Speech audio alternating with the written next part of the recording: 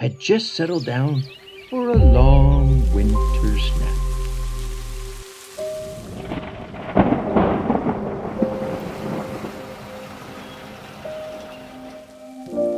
His eyes, how they twinkled.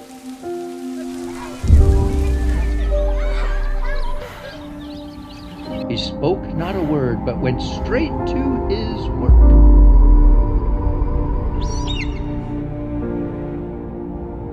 As dry leaves before the wild hurricane fly, when they meet with an obstacle, mount to the sky.